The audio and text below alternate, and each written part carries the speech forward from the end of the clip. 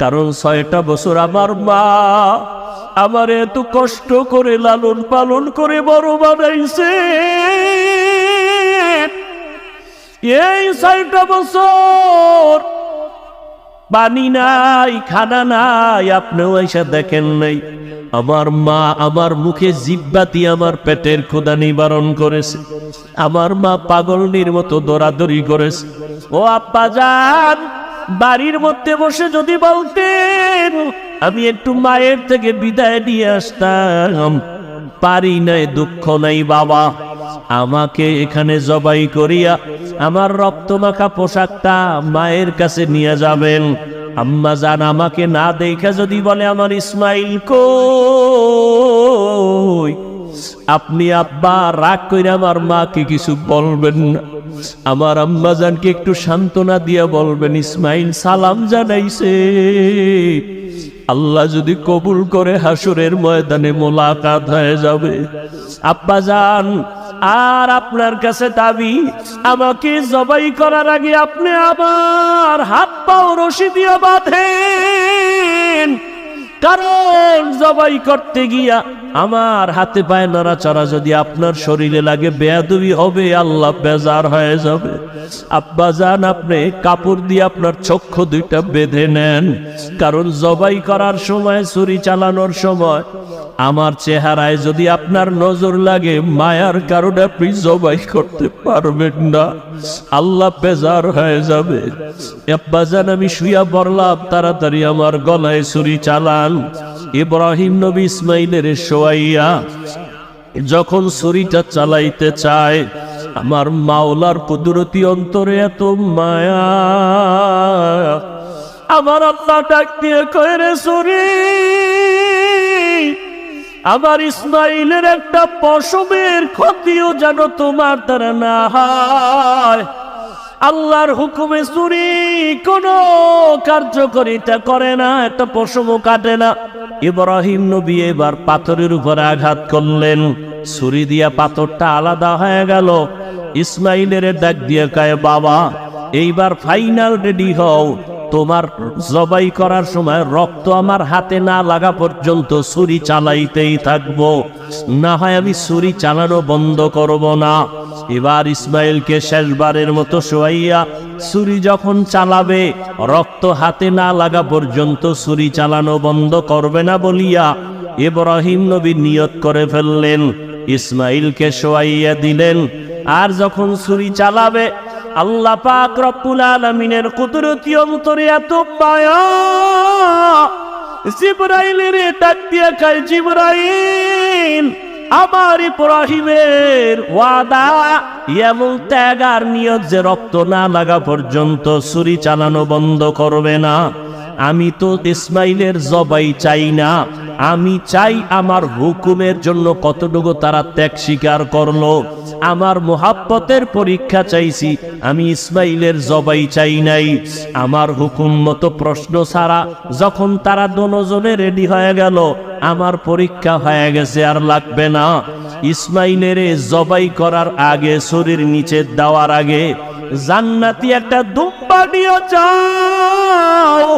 ইসমাইলের সরাইয়া জান্নাতি দুম্বাটা যখন ছুরির নিচে দিয়া দাও, ইব্রাহিম নবী ছুরি চালায়, জিব্রাইল আমিন দুম্বা নিয়ে রওয়ানা।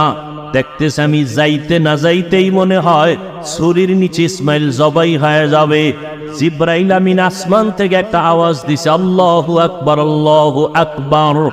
ইব্রাহিম নবী তাকাইছেন, তিনিও ডাক দিছেন আল্লাহু আকবার, আল্লাহু আকবার। এবার ইসমাইল আওয়াজ দিলেন লা ইলাহা ইল্লাল্লাহ। এইভাবে আওয়াজ দিয়া ইব্রাহিম নবী যখন চক্ষু খুইলা দেখেন রক্ত হাতে লাগছে, ছুরিটাও ছাড়লেন। যখন তাকায়া দেখে খুশি মনে ইসমাইল বুঝি কুরবানি হয়ে গেল, কিন্তু না, দেখে একটা অপরিচিত জন্তু জবাই হয়ে গেল। ইসমাইল পাশে সুন্দরভাবে দাঁড়ানো। বাবা আবার বুঝি ভয় পেয়ে গেলেন, ও ইসমাইল, আল্লাহ বুঝি আমার কোরবানি কবুল করবেন না, আর একবার চেষ্টা করি। সাথে সাথে ওহী নাজিল হয়ে গেল। আল্লাহ কয় ওয়ানাদাইনাহু আইয়া ইব্রাহিম কদ সাদ্দাক্তার রুইয়া ইন্না কাযালিকা নাজজিল মুহসিনিন। ইব্রাহিম তুমি আমার পরীক্ষায় পাশ করছো।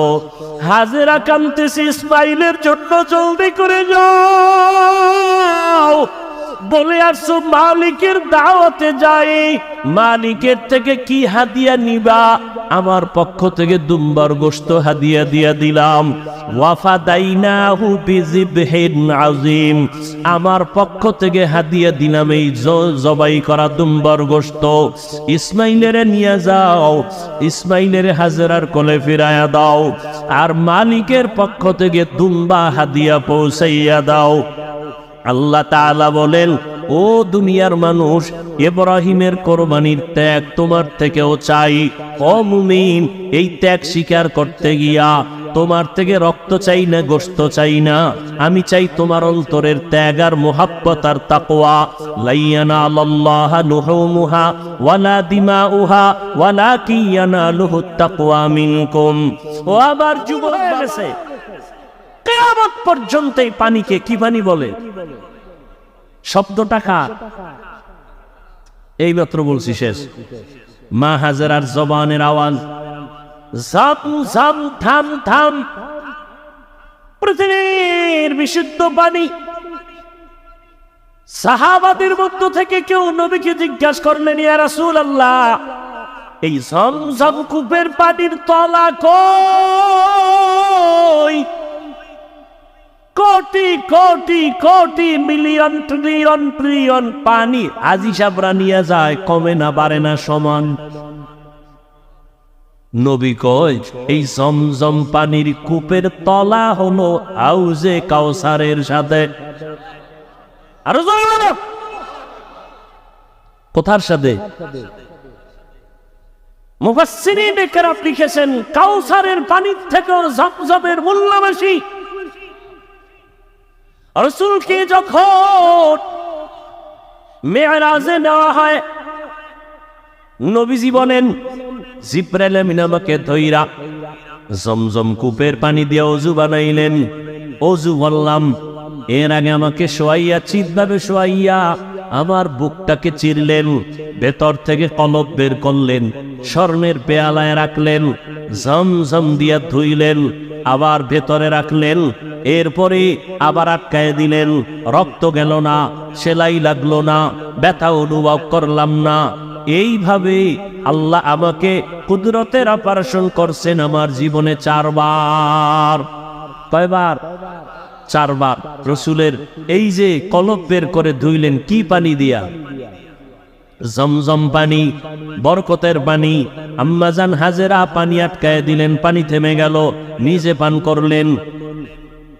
আজকে কিতাব দেখছি, আজকে নবীজি বলতেছেন, মা যদি জমজম থাম থাম না বলতেন, তাহলে পানি পুরা পৃথিবীটা সয়লাভ হয়ে যেত। ইমামে আজম আবু হানিফা বলেন, আম্মাজান আমাদের জন্য রহমত, তিনি বলার কারণে আজকে অনেক পবিত্র অবস্থায় পানি আছে। না হয় জেনাকারেরা এই পানি দিয়ে গোসল করে পানি নাপাক করে ফেলত, মদখোরেরা মদ পান করে মাতাল হয়ে পানির মধ্যে ডুব দিত, পানির সম্মান কমে যেত।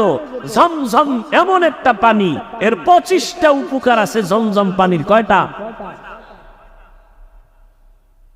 এর মধ্যে একটা হলো, সাধারণ পানি পান করলে পিপাসা নিবারণ হয়, পেটের ক্ষুধা নিবারণ হয় না। জমজম পানি এমন এক দামি আল্লাহর কুদরতের পানি, এই পানি যদি কেউ পান করে, ওই পানির দ্বারা পিপাসাও মিটে যায়, পেটের ক্ষুধাও মিটে যায়। দাঁড়াইয়া কোনো জিনিস খাওয়া পান করা নবীর আদর্শের বাইরে। তবে জমজমের পানি তুমি দাঁড়ায় পান করো, এটা তোমার কোনো সুন্নত আদায় হবে। দ্বিতীয় তৃতীয় হলো, জমজমের পানি এটা তোমার রোগীর ঔষধ। কত পার্সেন্ট শেফা করবে? তোমার ঔষধের ক্রিয়া করবে তোমার আকীদা, বিশ্বাসের মজবুতি যত পার্সেন্ট তত পার্সেন্ট। কেউ যদি মনে করে আমি ঔষধ খাবো না, জমজম আমার ঔষধ, যতটুকু বিশ্বাস করবে অতটুকু ফলাফল।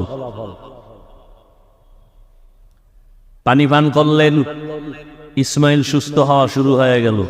একটা দোয়া কবুল হয়ে গেছে। কার দোয়া? ইব্রাহিম নবীর দোয়া। লোকজন আল্লাহ আইনে দিয়েও এক দোয়া করছেন।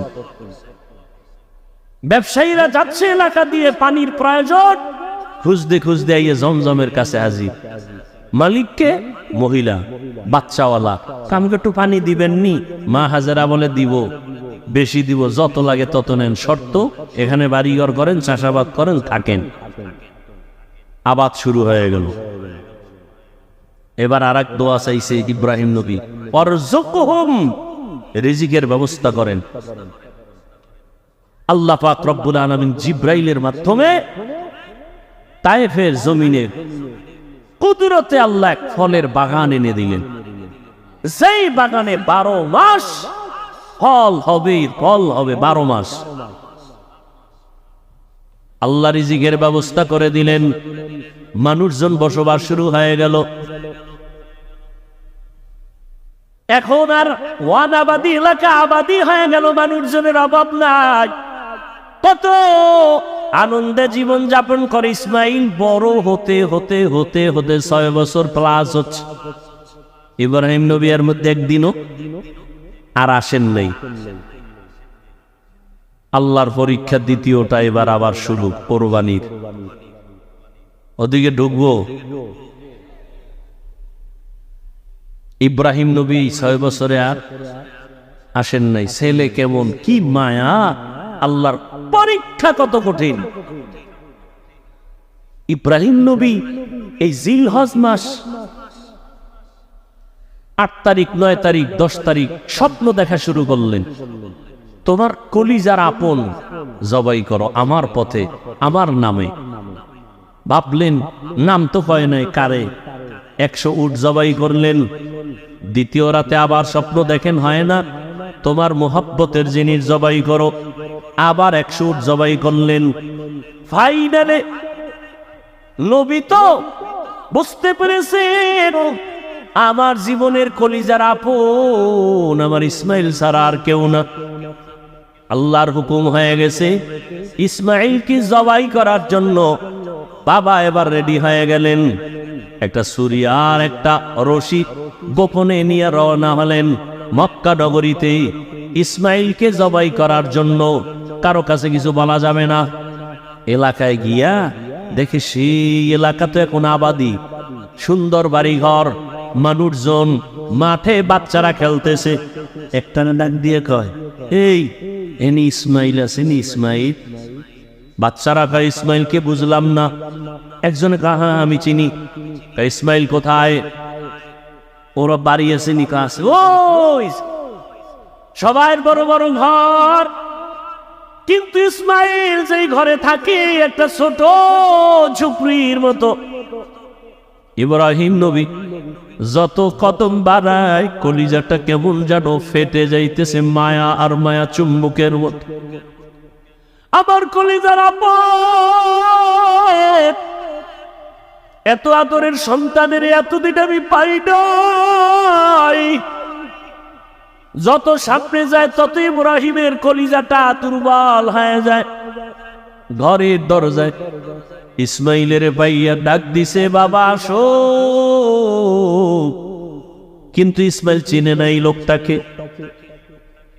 ঘরের মধ্যে দর দিছে।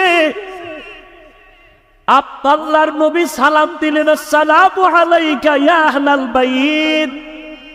ঘরের মধ্যে ঢুইকে যখন হাজেরা দেখলো, সালাম নিয়ে কান্না শুরু করলে। চোখের পানি, হৃদয় হৃদয় ভাঙ্গা কান্না। ইসমাইলের মা কয়, চিনোনি বাবা? এই তোর বাবা ইব্রাহিম। বাবার কাছে যাও, দূরে থাকিও। মালিকের কঠিন পরীক্ষার ইসমাইল, এই তোর বাবা নবী ইব্রাহিম। বাবা সন্তানের পাইয়া বুকে জড়াইয়া কান্নার আওয়াজ। এমন মায়ার কান্না শুরু হয়ে গেল। নবী আবার চিন্তা করলেন, না জানি আবার মায়ার কারণে পরীক্ষায় ফেল করি। নবী বললেন, হাজেরা দেরি করার সময় নাই, জবাই করতে নিব তাও তো বলা যাবে না। নবী কৌশল করে বললেন, ও হাজেরা, ইসমাইলের সুন্দর করে সাজাইয়া দাও, মালিকের দাওয়াতে যাব। মা হাজেরা তো ভাবছেন দুনিয়ার কোন মালিক দাওয়াত দিছে সেখানে যাবে। মা হাজেরা বুঝতে পারেন নাই যে আসল মালিক দাওয়াত দিয়েছে। মা হাজেরা এতটুকু বুঝা দুনিয়ার মালিকের দাওয়াতে যাবে, বাবার সাথে যাবে। মা বড় আনন্দিত হইয়া ইসমাইলের এমন সুন্দর করে সাজায় দিলেন। এবার ইসমাইলের নিয়া বাবা রওয়ানা। বাবা সামনে হাঁটে, ইসমাইল পেছনে পেছনে হাঁটে। মা দুঃখিনী দরজার কিনারায় দাঁড়ায় দাঁড়ায় সন্তানের দিকে তাকায় থাকে। একটা সন্তান যখন আপনাদের এলাকার মানুষ বাঁশখালী থেকে চট্টগ্রাম যায় বা বিদেশ যায়, মা ঘর থেকে যখন সন্তানের বের করে দেয়, মা চোখের পানিগুলো আঁচল দিয়ে মুছে সন্তানের পেছনে পেছনে মাও কিছু দূর আগায় যায়। মা সহ্য করতে পারে না, সন্তান আবার কই, ওরেও আমার কাছে থাইকা যখন মা বলিয়া ডাক দেয়, কলিজাটা ঠান্ডা হয়ে যায়। একটা সন্তানের মা ডাকে এত মজা, দুনিয়ার বাদশাও যদি বানায় দেয় এত মজা পাওয়া যায় না। সন্তান যখন আম্মু বলে ডাক দেয়, মায়ের কলিজাটা ঠান্ডা হয়ে যায়। মা হাজেরা ইসমাইলের বিদায় দিয়া তাকায় তাকায় কান্না করে। ইব্রাহিম নবী পিছনে তাকায় না, তাকাইলে মায়ার কারণে পরীক্ষায় পাশ করা যাবে না। ইসমাইলও আনন্দে আনন্দে যখন বের হয়ে যাচ্ছে, শয়তানের মাথা গরম হয়ে গেল। এই পরীক্ষায় যদি ইব্রাহিম পাশ করে, দুনিয়াওয়ালারা বহু বিধর্মী মুসলমান হবে। কেমনে পরীক্ষায় ফেল করানো যায়? হাজেরাকে একটু ধোকা দেই। হাজেরারে গিয়া ধোকা দিয়ে কয়, হাজেরা, ইসমাইলের কোথায় ছাড়লা? কয় মালিকের দাওয়াতে গেছে। বলে কোন মালিক? বলে দুনিয়ার কোন বাদশা। কয় না না, আমি জানি আল্লাহ দাওয়াত দিছে। কেন? হাজেরাকে বলে জবাই করার জন্য। হাজেরা ডাক দিয়ে কয়, রে শয়তান, তুই আমাকে ধোকা দিস না। একটা বাবা হইয়া কোনোদিন সন্তানের জবাই করতে পারে না। যখন এই কথা বলছে, শয়তান ডাক দিয়া কয়, আল্লাহ হুকুম করছে জবাই করার জন্য। হাজেরা চোখের পানি সারিয়া কয়, রে শয়তান, যদি আমার মাওলা হুকুম করে একজন ইসমাইল না, আল্লাহ যদি আমারে আরো ইসমাইল দেয়, আমি সব আল্লাহর রাস্তায় ছেড়ে দিতে রাজি। শয়তান দেখলো এখানে হাজেরাকে ধোকা দিয়ে আটকানো যায় না, দৌড়াইয়া গেছে শিশু ইসমাইলের একটু ধোকা দেওয়ার জন্য। ইসমাইলের গিয়া যখন ধোকা দিতে গিয়া কয়, ইসমাইল কই যাও? বাবার কাছে ছুরি আছে, তোমারে জবাই করবে। ইসমাইল তো বুঝ কম, ডাক দিয়া কয়, আব্বা যান, আপনি কি আমাকে জবাই করতে নিয়ে যাইতেছেন?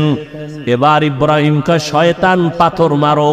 এই তিন জায়গায় ধোকা দিছে। ইব্রাহিম আর ইসমাইল মিলিয়া তিনও জায়গায় পাথর মারলেন। আল্লাহ তাআলা আইন করে দিলেন, আমার ইসমাইলের কথা কাজটা আমার কাছে ভালো লাগছে। ইব্রাহিমের এই কাজটা আবদ পর্যন্ত স্মৃতি হয়ে থাকবে মুসলমানের কাছে। আজকে যেই তিন জায়গায় ইসমাইল আর ইব্রাহিম পাথর মেরেছেন, ওই তিন জায়গায় পিলার করা আছে। ও হাজিরা, তোমরা হজ করতে গিয়া ওই তিন জায়গায় যদি পাথর না মারো, তোমাদের একজন আর হজও কবুল হবে না। এবার নিতে নিতে ইসমাইলকে নিয়া মিনা বাজারে হাজিরা এখন যেখানে কোরবানি দেয়, ইসমাইলের যেই জায়গায় কোরবানি দিছেন ওই জায়গায় ইব্রাহিম নবী ইসমাইলের নিয়া এবার চিন্তা করলেন, আল্লাহ আমারে কেমন সন্তান দিলেন, একটু পরীক্ষা কইরা দেখি। এবার সন্তানকে বাবা বলতেছেন, ফালাম্মা বালাগা মাআহু সায়া ক্বালা ইয়া বুনাইয়া ইন্নী আরা ফিল মানামি আন্নী আযবাহুকা ফানজুর মাযা তারা। ও বাবা, আমি স্বপ্নে দেখলাম তোমাকে জবাই করতেছি, বলো বাবা তোমার কি মতামত বলো।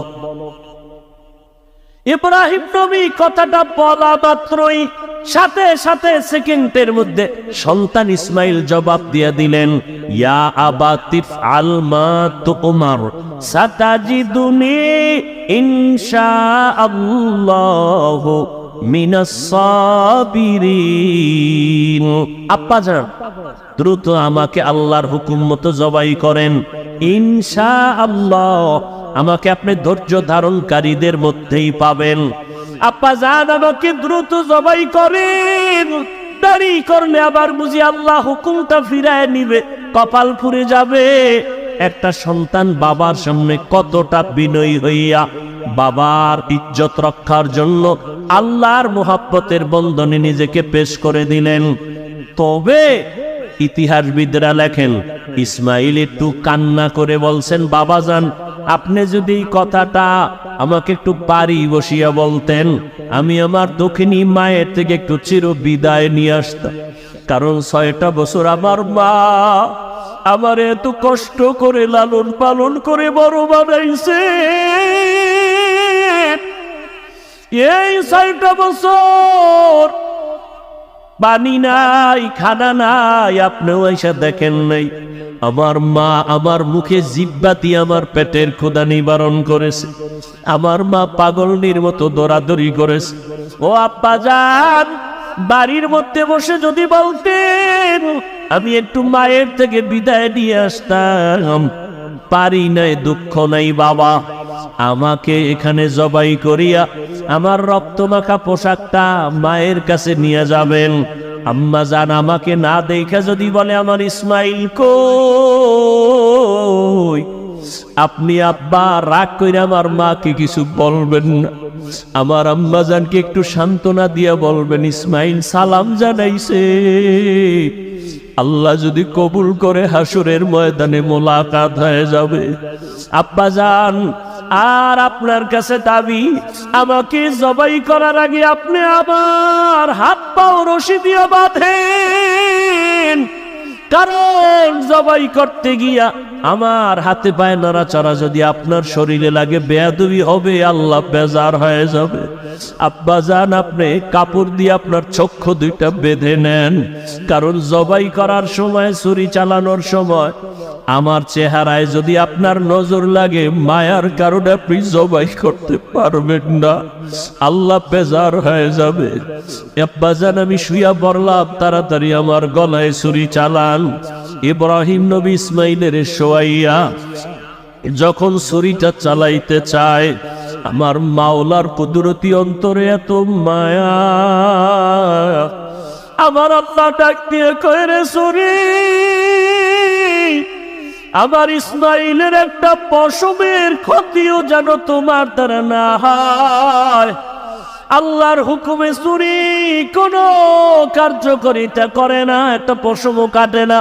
ইব্রাহিম নবী এবার পাথরের উপর আঘাত করলেন, ছুরি দিয়া পাথরটা আলাদা হয়ে গেল। ইসমাইলের ডাক দিয়ে কয়, বাবা এইবার ফাইনাল রেডি হও, তোমার জবাই করার সময় রক্ত আমার হাতে না লাগা পর্যন্ত ছুরি চালাইতেই থাকবো, না হয় আমি ছুরি চালানো বন্ধ করব না। এবার ইসমাইলকে শেষবারের মতো শোয়াইয়া ছুরি যখন চালাবে, রক্ত হাতে না লাগা পর্যন্ত ছুরি চালানো বন্ধ করবে না বলিয়া ইব্রাহিম নবী নিয়ত করে ফেললেন। ইসমাইলকে শোয়াইয়া দিলেন, আর যখন ছুরি চালাবে, আল্লাহ পাক রব্বুল আলামিনের কুদরতি অন্তরে এত মায়া, জিবরাইলের ডাক দিয়া কয়, জিবরাইল, আমার ইব্রাহিমের ওয়াদা, এমন ত্যাগ আর নিয়ত যে রক্ত না লাগা পর্যন্ত ছুরি চালানো বন্ধ করবে না। আমি তো ইসমাইলের জবাই চাই না, আমি চাই আমার হুকুমের জন্য কতটুকু তারা ত্যাগ স্বীকার করলো। আমার মুহাব্বতের পরীক্ষা চাইছি, আমি ইসমাইলের জবাই চাই নাই। আমার হুকুম মতো প্রশ্ন ছাড়া যখন তারা দুজনে রেডি হয়ে গেল, আমার পরীক্ষা হয়ে গেছে, আর লাগবে না। ইসমাইলের জবাই করার আগে, শরীর নিচে দেওয়ার আগে, জান্নাতি একটা দুম্বা নিয়ে যাও, ইসমাইলের সরাইয়া জান্নাতি দুম্বাটা যখন ছুরির নিচে দিয়া দাও। ইব্রাহিম নবী ছুরি চালায়, জিব্রাইল আমিন দুম্বা নিয়ে রওয়ানা। দেখতেছে আমি যাইতে না যাইতেই মনে হয় ছুরির নিচে ইসমাইল জবাই হয়ে যাবে। জিব্রাইল আমিন আসমান থেকে একটা আওয়াজ দিছে, আল্লাহু আকবার, আল্লাহু আকবার। ইব্রাহিম নবী তাকাইছেন, তিনিও ডাক দিছেন আল্লাহু আকবার, আল্লাহু আকবার। এবার ইসমাইলও আওয়াজ দিলেন লা ইলাহা ইল্লাল্লাহ। এইভাবে আওয়াজ দিয়া ইব্রাহিম নবী যখন চক্ষু খুইলা দেখেন রক্ত হাতে লাগছে, ছুরিটাও ছাড়লেন। যখন তাকায়া দেখে খুশি মনে ইসমাইল বুঝি কোরবানি হয়ে গেল, কিন্তু না, দেখে একটা অপরিচিত জন্তু জবাই হয়ে গেল। ইসমাইল পাশে সুন্দরভাবে দাঁড়ানো। বাবা আবার বুঝি ভয় পেয়ে গেলেন, ও ইসমাইল, আল্লাহ বুঝি আমার কোরবানি কবুল করবেন না, আর একবার চেষ্টা করি। সাথে সাথে ওহী নাজিল হয়ে গেল। আল্লাহ কয়, ওয়ানাদাইনাহু আইয়া ইব্রাহিম কদ সাদ্দাকতার রুইয়া ইন্না কাযালিকা নাজজিল মুহসিনিন। ইব্রাহিম, তুমি আমার পরীক্ষায় পাশ করছো। হাজেরা কাঁদতেছে ইসমাইলের জন্য, জলদি করে যাও। বলে আসছো মালিকের দাওয়াতে যাই, মালিকের থেকে কি হাদিয়া নিবা? আমার পক্ষ থেকে দুম্বার গোশত হাদিয়া দিয়া দিলাম। ওয়াফাদাইনাহু বিযিবহিন আযীম, আমার পক্ষ থেকে হাদিয়া দিলাম এই জবাই করা দুম্বার গোশত। ইসমাইলের নিয়ে যাও, ইসমাইলের হাজেরার কোলে ফিরায়া দাও, আর মালিকের পক্ষ থেকে দুম্বা হাদিয়া পৌঁছাইয়া দাও। আল্লাহ তাআলা বলেন, ও দুনিয়ার মানুষ, ইব্রাহিমের কোরবানির ত্যাগ তোমার থেকেও চাই। ও মুমিন, এই ত্যাগ স্বীকার করতে গিয়া তোমার থেকে রক্ত চাই না, গোশত চাই না, আমি চাই তোমার অন্তরের ত্যাগ আর মুহাব্বত আর তাকওয়া। লাইয়ানালাল্লাহা লুহুমুহা ওয়ালা দিমাউহা ওয়ালাকিন ইয়ানালুহুত তাকওয়া মিনকুম। ও আমার যুবক বাবারা, ও পর্দার আড়ালের মা বোনেরা, ও বৃদ্ধ বাবাজি, আমার আল্লাহর পরীক্ষায় পাশ করিয়া জান্নাত পাওয়ার জন্য একজনার চেষ্টায় হবে না। হাজেরার যেমন চেষ্টা, ইসমাইলের তেমন চেষ্টা, নবী ইব্রাহিমের তেমন চেষ্টা। একটা ঘরের ভেতরে একটা জান্নাতি পরিবেশ তৈরি করতে হলে বাবারও এক মন হতে হবে, স্ত্রীকেও এক মনওয়ালা হতে হবে, সন্তানেরও মতামত এক থাকতে হবে। স্বামী আর স্ত্রীর মন আর মতামত যখন এক হবে, সন্তানের মতামত যখন মা বাবার মতের সাথে মিলিয়ে যাবে, ওই সন্তান, ওই সংসারে শান্তি আসবে। আল্লাহ রহমতের বাড়ি দ্বারা বর্ষণ করতে থাকবেন। ও আমার যুবক বাবারা, ও পর্দার আড়ালের মা বোনেরা, আম্মাজান হাজেরা যদি নিজের থেকে সহযোগিতা না করতেন, ইব্রাহিম নবী পাশ করতে পারতেন না। ইসমাইলও যদি বাবার কথায় একমত না হইতেন, পরীক্ষায় পাশ করা যাইত না। অতএব যারা মা আছেন, আপনার সন্তানটাকে আপনি ডাক্তার বানাবেন, ইঞ্জিনিয়ার বানাবেন, তবে আদর্শবান বানায় যান, বেয়াদব যেন না হয়। সন্তান কখনো যেন আচরণ দিয়া আপনাদের কষ্ট না দেয়, সন্তানের আচরণে যেন শিক্ষক কষ্ট না পায়, সন্তানের আচরণে আলেম ওলামা মুরব্বীরা যেন কষ্ট না পায়। আদর্শবান ডাক্তার হলে সন্তানটার সম্মান আল্লাহ বাড়ায় দিবেন। মা বাবার একমত থাকতে হবে, নিজেদের আদর্শ সুন্দর করতে হবে। ও আমার যুবক বাবারা, আমি এতক্ষণ বয়ান যা করলাম একবারও কিন্তু বলি না স্কুল কলেজ বাদ দিয়া মাদ্রাসায় যাও, আমার মতো টুপিওয়ালা হও। বরং আমি শেষ বেলায় বলে গেলাম, তুমি ডাক্তার হও, ইঞ্জিনিয়ার হও, প্রফেসর হও, স্কুল কলেজে বড় কোনো বাধা নাই, তবে বেয়াদবি করবা না। মা বাবার দোয়া নিও, শিক্ষকের দোয়া নিও, ওলামায়ে কেরামের দোয়া নিয়ে আদর্শ ডাক্তার হইও। মা বাবার সাথে যদি বেয়াদবি করে বরদোয়া নাও, মরার আগে পঙ্গু হয়ে যাবা, কপাল ঘুরে যাবে। শিক্ষকের সাথে যদি বেয়াদবি করে বরদোয়া নাও, লেখাপড়ার জীবন থেকে ধ্বংস হয়ে যাওয়া। আলেম ওলামার বরদোয়া নিয়ে যদি চলো বেয়াদবি করো, তোমার চরিত্র নষ্ট হয়ে যাবে। এই তিন জায়গার দোয়া নিয়ে চলিয়া ডাক্তার হও, জীবন সফলতার দরজা খুলে দিবে। তুমি ইঞ্জিনিয়ার হলো, তুমি সফল ইঞ্জিনিয়ার হবা, দুনিয়ার সবাই তোমাকে মুহাব্বত করবে, সম্মান করবে। ও আম্মা জানেরা, আপনার মতো কত মা এখনো আছে আদর্শবান, স্বামীর মাল হেফাজত করেন, মোবাইলে সময় নষ্ট করে না, সন্তানগুলোকে আদর্শওয়ালা বানানোর চেষ্টা করে, স্বামীর মাল হেফাজত করে, 5 ওয়াক্ত নামাজ পড়ে, পর্দা করে। আম্মা জানেরা, আপনারা কেন পারবেন না? এখনো সময় আছে, তওবা করে নেন। ও আমার যুবক বাবারা, তোমার মতো কত যুবক স্কুল কলেজে পড়ে নামাজ ছাড়ে না। মনটাকে প্রশ্ন করো, তুমি কেন পারো না রে বাবা? তোমার কপালে কার বরদোয়া লাগছে? এখনো সময় আছে, তওবা করো।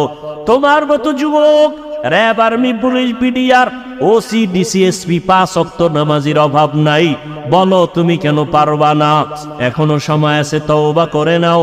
মনে মনে আল্লাহকে বলো, আল্লাহ, দুনিয়ার রং তামাশায় পড়িয়া, মনের খাহেশ মিটাইয়া, মনের শখ মিটাইয়া কত গুনাহ করেছি। মনে চাইছে নামাজ পড়ব না, পড়ি নাই। মনে চাইছে দাড়ি কাটবো, কেটে ফেলেছি। মনে চাইছে পার্কে যাব, পার্কে চলে গেছি। ও আল্লাহ, শখে শখে গুনাহ করে ফেলেছি। আর কত শখ করিয়া গুনাহ করব? কোন দিন মরণ হবে জানা নাই। কত যুবক রাস্তায় গাড়ি চালায়, নামাজ বাদ দেয় না। আবার হঠাৎ করে কত যুবক বুকে ব্যথা উঠা মরিয়া যায়। আজকে থেকে তওবা করলাম, আর নামাজ ছাড়ব না, বেপরদায় চলবো না, মা বাবাকে কষ্ট দিব না। ওলামায়ে কেরামের দোয়া পরামর্শ নিয়া, শিক্ষকের দোয়া নিয়া, মা বাবার দোয়া নিয়া, নবীজির আদর্শ মতে চলবো। তওবা করার মতো যদি কারো অন্তর তৈরি হয়, মুনাফিকি যদি না থাকে, খাঁটি তওবার নিয়তে দুটো হাত আল্লাহকে দেখাইয়া দাও। আয় আল্লাহ, হাতগুলো কবুল করে নেন, তওবা কবুল করে নেন, আদর্শওয়ালা মানুষ বানায় দেন, নবীর আদর্শে চলার তৌফিক দান করেন।